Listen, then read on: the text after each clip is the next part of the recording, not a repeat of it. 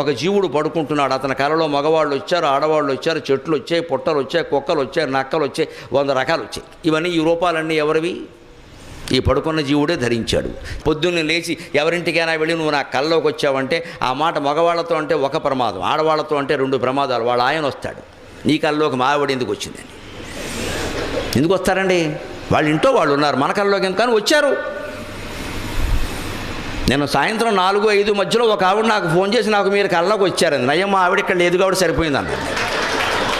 నేను మీ క్యాసెట్లు వింటూ పడుకున్నానండి, మీరు నా కల్లోకి వచ్చారండి. ఫోన్లే అమ్మ ఇక్కడ మా ఆవిడ లేదు, నేను తణుకులో ఉన్నాను, నేను గొడవ లేదు. ఈ మాట ఆవిడ వింటే నాకు ఫుడ్ పోయేదన్నాను. ఈ కల్లోకి ఎవరు వచ్చినా, ఎవరి కల్లోకి ఎవరు వచ్చినా అవన్నీ పడుకున్న జీవుడు ధరించిన రూపాలు. వారెవరూ మన కల్లోకి రాలేదు.